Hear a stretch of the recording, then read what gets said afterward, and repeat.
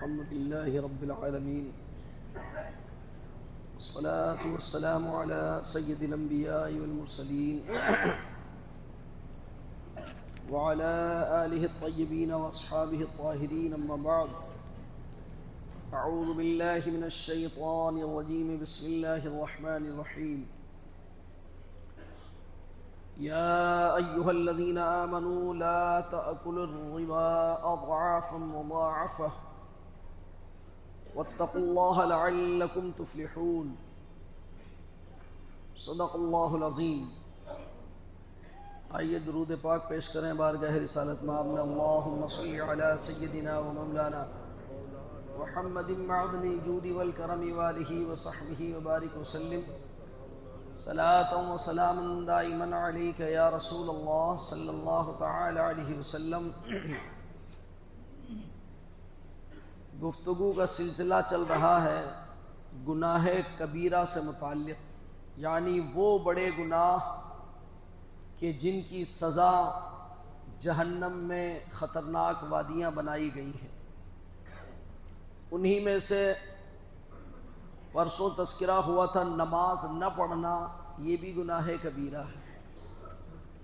اسی کے ساتھ یہ بھی سمجھ لیں کہ جو فرائض ہیں ان کو چھوڑ دینا یہ بھی گناہ کبیرہ ہے. جیسے زکوٰۃ نہ دینا، صاحب نصاب ہوتے ہوئے جو زکوٰۃ نہ دے وہ بھی گناہ کبیرہ کا مرتکب ہے اور اسے بھی جہنم کی وعیدیں ہیں. رمضان کا روزہ بلا عذر چھوڑ دینا، جن عذروں کے سبب روزہ چھوڑ دینے کی اجازت ہے اس وجہ سے اگر روزہ چھوڑا ہے تو اس کا فدیہ ہے، لیکن بلا کسی عذر کے جو رمضان کا روزہ چھوڑتا ہے تو اس کے لیے بھی جہنم میں خطرناک وعیدیں بیان کی گئی. بس یوں سمجھ لیجئے کہ فرائض کا ترک کرنا، اب اس میں نماز، روزہ، حج اور زکوٰۃ چاروں ہے. جس کے پاس استطاعت ہے یعنی اتنا پیسہ ہے کہ وہ حج کر سکتا ہے تو اس کے اوپر حج فرض ہو گیا. اب جو نہیں کر رہا ہے وہ بھی آخرت میں جہنم کی سزا کا مستحق ہے.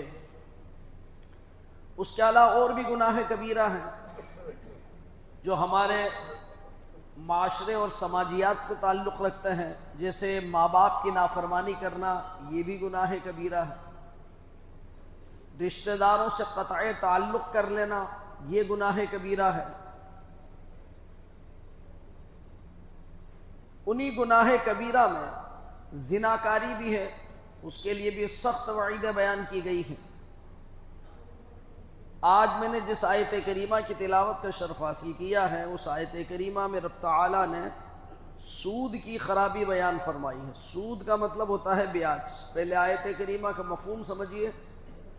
پروردگار عالم ارشاد فرماتا ہے یا ایھا الذین آمنوا لا تأکلوا الربا اضعافا مضاعفہ. اے ایمان والو، دو گنا در دو گنا کر کے سود نہ کھاؤ اور اللہ سے ڈرو. لعلکم تفلحون، تاکہ تم کامیابی حاصل کر سکو، کامیابی پا سکو. دوسری آیت کریمہ میں تعالیٰ نے فرمایا الذین یأکلون الربا لا یقومون الا کما یقوم الذی یتخبطہ الشیطان من المس. وہ لوگ جو سود کھاتے ہیں وہ قیامت کے دن کھڑے نہیں ہو سکیں گے مگر جس طرح وہ شخص کھڑا ہوتا ہے جسے شیطان نے چھو کر کے بدحواس کر دیا ہو. یعنی جیسے کسی آدمی کے جسم پر جن کا قبضہ ہو جاتا ہے، یہی حال سود خوار کا کل میدان محشر میں ہوگا کہ وہ کھڑا نہیں ہو پائے گا اور کھڑا ہوگا تو پھر بدحواس ہو کر کے پھر گر جائے گا. اور جب قبروں سے نکل کر کے کھڑے ہوں گے تو اسی طرح کھڑے ہوں گے جس طرح سے وہ کھڑا ہوتا ہے کہ جس کو شیطان نے چھو کر کے مدہوش کر دیا. بِأَنَّهُمْ قَالُوا إِنَّمَا الْبَيْعُ مِثْلُ الرِّبَا، کہ یہ وہ لوگ ہیں جو کہا کرتے تھے کہ یہ بیاج تو ویپار کی طرح سے ہے. جس طرح ویپار میں ہم پیسہ لگاتے ہیں اور اس سے نفع کماتے ہیں، اسی طرح سے ہم پیسہ لگاتے ہیں اور بیاج کے ذریعہ سے نفع کماتے ہیں. تو یاد رکھیے ان کی اس دلیل کو قرآن پاک نے رد فرما دیا. احل اللہ البیع وحرم الربا، اللہ نے بیع کو حلال کر دیا ہے. خرید و فروخت و تجارت کے ذریعہ سے جو نفع ملتا ہے اس کو اللہ نے حلال کر دیا. وحرم الربا، اور سود کو حرام کر دیا ہے. اس سے پتہ چلا کہ اسلام کے احکام میں عقل کو دخل مت دو کہ صاحب یہ بھی تو حلال ہے، یہ بھی تو حلال، یہ بھی تو کھا رہے ہیں، یہ بھی تو کھا رہے ہیں، تجارت کر کے بھی تو نفع کھا رہے ہیں، تو یہاں بھی ہم پیسہ لگا کر کے نفع حاصل کر رہے ہیں. تو یاد رکھیے اس طرح کی دلیلیں کوئی کارگر ثابت نہیں ہو سکتی. اللہ نے جسے حلال ٹھہرا دیا وہ ہمارے لیے رزق حلال ہے، اور جسے اس نے حرام قرار دیا کچھ بھی ہیلے بہانے لگا کر کے تم اس کی حرمت سے بچ نہیں سکتے. جس طرح سے جس جانور کو اللہ کے نام پر ذبح کیا گیا وہ حلال ہے، بسم اللہ اللہ اکبر جس پر پڑھ دیا گیا، اور جس جانور کو بغیر بسم اللہ اللہ اکبر پڑے ہوئے اس کا گلا کاٹ دیا گیا ہے وہی گوشت، شکل بھی وہی، جانور بھی وہی. لیکن ایک وہ ہے جو حلال ہے جسے اللہ کے نام پر ذبح کیا گیا، ایک وہ ہے کہ جسے یوں ہی گلا کاٹ دیا گیا، اللہ کا نام ذکر نہیں کیا گیا اس وقت، تو وہ حرام ہے. تو یہ قیاس نہ کریں کہ اس میں اور اس میں کیا فرق ہے. حضرت قتادہ رضی اللہ تعالیٰ عنہ فرماتے ہیں کہ سود خوار قیامت کے دن پاگل کی صورت میں اٹھایا جائے گا، جو دنیا میں سود کھا کر کے بڑے اتراتے ہیں کہ ہم دولت مند ہیں، ہمارے پاس بڑی اچھی گاڑیاں ہیں، اچھے مکانات ہیں، بڑی ٹھاٹ باٹ کے ہماری زندگی ہے، غریبوں کو حقارت کی نگاہ سے دیکھتے ہیں، یا ان لوگوں کے ساتھ ظلم و تشدد کرتے ہیں کہ جو ان سے پیسہ لے جائے اور واپس ریٹرن نہ کرے. تو آج جو اتراتے پھر رہے ہیں، کل بروز محشر ان کا حال کیا ہوگا کہ قیامت کے دن وہ پاگلوں کی صورت میں اٹھائے جائیں گے. اور یہ سود خواروں کی علامت ہوگی جس سے وہ میدان محشر میں پہچان لیے جائیں گے کہ وہ لوگ ہیں جو دنیا میں سود کھا کر کے اپنی برتری جتاتے تھے، اپنی مالداری جتاتے تھے، لیکن آج میدان محشر میں انہیں پاگل بنا دیا جائے گا. حضرت ابو سعید خدری رضی اللہ تعالیٰ سے مروی ہے کہ نبی اکرم صلی اللہ تعالی وسلم نے فرمایا کہ جب مجھے معراج کرائی گئی تو میں ایسے لوگوں کے پاس سے گزرا جن کے پیٹ ان کے ہاتھوں کے سامنے تھے، یعنی وہ پھول کے اتنے موٹے ہو گئے تھے کہ ان کے ہاتھ اگر وہ لمبے کریں تو وہ پیٹ ان کے ہاتھ میں نہیں آیا، اتنے موٹے موٹے ان کے پیٹ ہو گئے. ان میں کا ہر شخص کا پیٹ ایک مکان کی طرح سے پھول گیا تھا. ان کے پیٹوں نے ان کو جھکایا ہوا تھا، یعنی وہ الٹے جھکے ہوئے تھے. وہ کیوں؟ اس لیے کہ وہ فرعون کی اولاد کے راستے پر چلتے تھے، اور اہل فرعون صبح شام جہنم پر پیش کیے جاتے ہیں.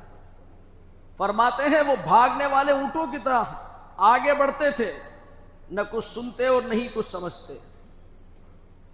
جب ان پیٹوں والوں کو اس کا احساس ہوا تو وہ کھڑے ہوئے اور ان کے پیٹوں نے ان کو جھکا دیا. ایک دوسری روایت میں ہے کہ جب مجھے معراج کرائی گئی تو میں نے 7ویں آسمان میں اپنے سر کے اوپر ایک گرج اور ایک کڑک محسوس کی. پیارے آقا علیہ الصلوۃ والسلام فرماتے ہیں کہ جب میں معراج میں گیا تو 7ویں آسمان کے اوپر مجھے ایک گرج، ایک کڑک محسوس ہوئی. کچھ لوگوں کو دیکھا کہ ان کے پیٹ ان کے ہاتھوں کے سامنے گھروں کی طرح کھڑے ہو گئے، پھول پھول کر کے، گنبدوں کی طرح سے، اور ان میں سانپ اور بچھو بھرے ہوئے ہیں جو ان کے پیٹوں سے دکھائی بھی دے رہے ہیں. یعنی یہ پوزیشن ان کی بالکل ٹرانسپیرنسی کی بھی ہے، صاف نظر آ رہے ہیں کہ ان کے پیٹ کے اندر سانپ اور بچھو بھرے ہوئے ہیں. میں نے پوچھا جبرائیل یہ کون لوگ ہیں؟ انہوں نے عرض کیا حضرت جبرائیل علیہ الصلوۃ والسلام نے کہ یا رسول اللہ صلی اللہ تعالی علیہ وسلم یہ بیاج کھانے والے لوگ ہیں.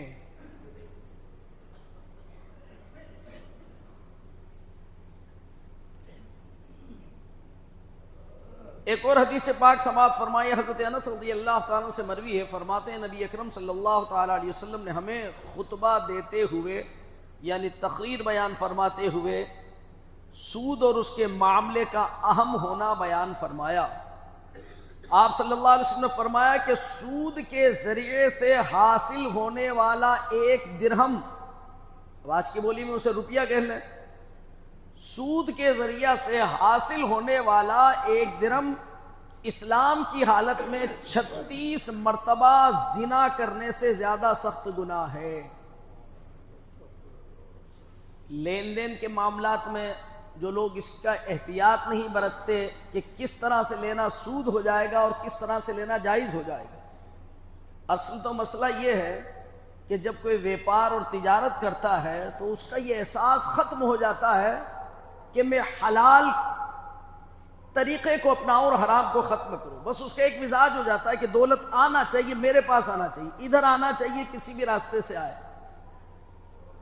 اور پھر اگر اسے کوئی سمجھانے لگے تو کہتا ہے کہ ارے ویپار میں سب چلتا ہے۔ کوئی کہتا ہے کہ صاحب اگر اس طرح کی ہم کنڈیشن نہیں لگائیں، اس طرح پیسے نہیں لیں تو پھر تو گراہک جو مال لے جائے گا دے گا ہی نہیں، اس لیے ہم نے کنڈیشن لگا رکھی کہ اتنا لیٹ کرو گے تو اتنا لیں گے ہم۔ اس طرح تو ویپار ہی نہیں چل سکتا۔ تو یہ جو تمام ہیلے بہانے تم نے گڑھ لیے، بنا لیے، یہ اللہ جل جلالہ اور اس کے رسول صلی اللہ تعالی علیہ وسلم کے فرمودات کے آگے کوئی حقیقت نہیں رکھتے۔ تم اپنی زبان سے کچھ بھی باتیں بول کر اپنے آپ کو تسلی دے لو یا دوسرے والے کو خاموش کر لو، لیکن یاد رکھو جو اللہ نے سزائیں مقرر فرما دی وہ سزائیں ان گناہ کبیرہ کے عوض میں اسے آخرت میں بھگتنا ہے۔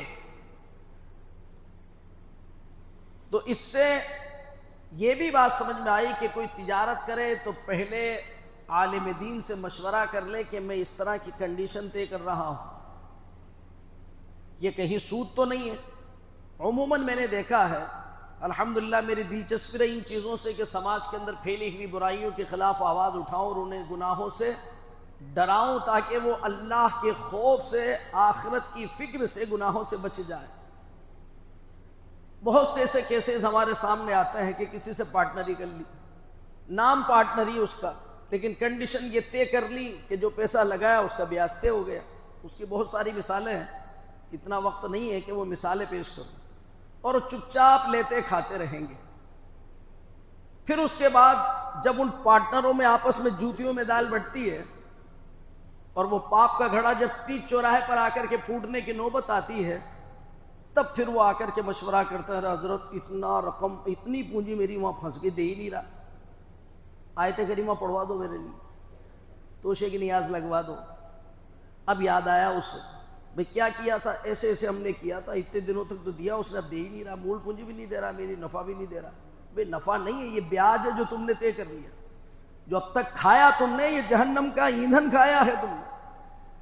اور ایسا میں تو سمجھتا ہی نہیں تھا، جب تک نفع مل رہا تھا نا، جب تک سمجھتا ہی نہیں تھا، اور اس کے سمجھ میں جب آئی، جب ادھر سے گیٹ بند ہو گیا، آمد بند ہو گئی۔ تو یاد رکھیے 1 روپیہ بھی سود کا ہمارے پاس نہ آنے پائے، اس کی فکر ہمیں ہونا چاہیے۔ کچھ لوگ یہ سمجھتے کہ یار کما لو کسی طرح سے، راہ خدا میں خرچ کر دیں گے، مال پاک ہو جائے گا۔ اس سے پاک نہیں ہوگا۔ حلال مال میں سے جب آدمی زکوٰۃ دے، صدقہ دے، تو وہ مال پاک ہو جاتا ہے۔ پاک ہونے کا مطلب وہ مال بے خطر ہو جاتا ہے، وہ مال ایک دم نیٹ اینڈ کلین ہو جاتا ہے۔ اللہ تعالیٰ ہر شر، ہر خرابی کو اس سے دور کر دیتا ہے۔ حتیٰ کہ جو پاکیزہ مال کماتا ہے اور کھاتا ہے تو اللہ تعالیٰ اس کی لائف سے، اس کی زندگی سے، حتیٰ کہ اس کے جسم سے بھی تکلیف اور بیماریوں کو اللہ تعالیٰ دور فرما دیتا ہے۔ حضرت ابو بکر صدیق رضی اللہ تعالی عنہ سے مروی ہے کہ آپ صلی اللہ علیہ وسلم نے فرمایا کہ زیادہ دینے والا اور زیادہ لینے والا دونوں جہنمی ہیں۔ کچھ لوگ یہ سمجھتے ہیں کہ سود لینا حرام ہے، دینا تو حلال ہے، ذرا ذرا سی باتوں کے اوپر وہ سود لے لیتے ہیں۔ بڑی تباہ کاری اس سے دنیا میں پھیلی ہوئی ہے۔ جو لوگ بڑے بڑے نظر آ رہے ہیں، اندرونی حالات ان کے بھی تباہ و برباد۔ اور غریبوں نے بھی آج کل یہ مزاج بنا لیا، محلوں میں سوسائٹیاں بنی ہوئی، عورتوں نے الگ چلا رکھی ہے، بچوں نے الگ چلا رکھی ہے۔ اسی طرح بیسیوں کا چلن ہے، ان بیسیوں کے اندر بھی کئی کنڈیشن ہے بالکل بیاج کی۔ جس طرح سے ڈاؤن پیمنٹ کے اوپر جو بیسی اٹھائی جاتی ہے وہ سراسر بیاج ہے۔ میں نے تو الحمدللہ زندگی میں کبھی نہ کسی سے بیسی بھری، نہ کبھی کسی سے، لیکن جو کنڈیشن ہمارے سامنے آتی کہ ہزار روپے کے 100 ممبر بنا لیے گئے، 1 لاکھ روپے ایک بار میں اکٹھا ہو گیا۔ اب اس کے بعد بولی لگتی ہے کون اٹھائے گا اس کو؟ کسی نے کہا کہ میں 90,000 میں، دوسرے نے کہا میں 85,000 میں۔ تو جو جتنے کم میں اٹھائے گا وہ بولی اس کے نام اٹھ گئی. 80,000 میں بولی ٹوٹ گئی. اب وہ جو 20,000 روپے ہیں وہ ان میں تقسیم ہو گئے 100 ممبروں میں. اب سوال یہ پیدا ہوتا ہے کہ یہ جو 20,000 روپے تقسیم ہوئے اور ان 100 ممبروں نے جس کا بٹوارا کیا، یہ کس چیز کا بدل ہے؟ کہ آپ نے کوئی مزدوری کی تھی جس کے بدلے آپ کو پیسہ ملا، یا آپ نے اس کا کوئی کام کیا تھا، کس چیز کا پیسہ ملا؟ یا اس سے کوئی آپ کا ویپار ہوا تھا کہ آپ نے 100 روپے کی چیز خرید کر کے 120 میں بیچ دی؟ کس چیز کا بدل ہے یہ آپ نے جو اسے پیسہ دیا ہے، قرضہ دیا ہے، اسی کا بدل.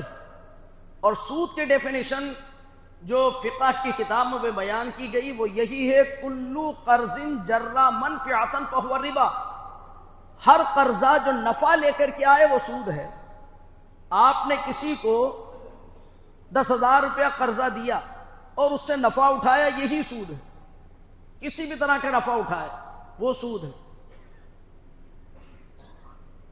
لیکن یہ چلن خوب ڈاؤن پیمنٹ والا، ہاں اس طرح سے کہ جیسے 100 آدمیوں نے پیسہ اکٹھا کیا 1,000 روپیہ، اور اس کے بعد انہوں نے کوئی لاٹری ڈال لی، کوئی چٹھی نکالی اور کسی ایک کو وہ پورا پیسہ دے دیا. اب وہ پے بی سی بھرتا رہے گا اور اپنی ضرورت اس کی پوری کر لے گا. اگر اس کے بدلے میں اس سے کچھ نہیں لیا تب تو جائز، مگر ایک عام چلن. پھر کب آئیں گے مسئلہ پوچھنے کے لیے؟ جب کوئی پوری بی سی اٹھا کر کے بھاگ جائے گا، جب فرار ہو جائے گا تو پھر کہیں گے صاحب اب آیت کریمہ پڑھوا دو. اب آیت کریمہ تو کیا، اگر ساری دنیا مل کر تمہارے لیے وظیفے پڑھ دے تب بھی تم آخرت کے عذاب سے بچ نہیں پاؤ گے. حضرت عبداللہ ابن مسعود رضی اللہ عنہ سے مروی ہے کہ آپ صلی اللہ علیہ وسلم فرمایا، جب کسی شخص پر تمہارا قرض ہو، وہ تمہیں کوئی تحفہ بھیجے تو اسے بھی مت لو. ہو سکتا ہے وہ اسی لیے بھیجتا ہو کہ اس نے مجھے دیا ہے میں کچھ کروں، کہیں یہ بھی سود نہ ہو جائے. بہرحال سود کے مسائل یہ بھی جاننا اور سمجھنا چاہیے. انشاءاللہ العزیز کچھ مسائل بھی اس تعلق سے عرض کروں گا، کیونکہ اگر مسائل کا سلسلہ شروع کرتے ہیں تو بڑا لمبا بیان ہو جاتا ہے، لیکن پھر بھی انشاءاللہ کچھ اس تعلق سے میں کچھ مسائل بھی کل عرض کروں گا. اللہ تبارک و تعالی ہمیں توفیق عطا فرمائے کہ ہم سود خواری کی ذلت سے بچیں اور آخرت کے عذاب سے بچنے کی نیت سے اور اللہ کی رضا حاصل کرنے کی نیت سے ہم شریعت کے اصولوں کی پابندی کریں، چاہے اس میں ہمیں بظاہر گھاٹا نظر آتا ہو. اللہم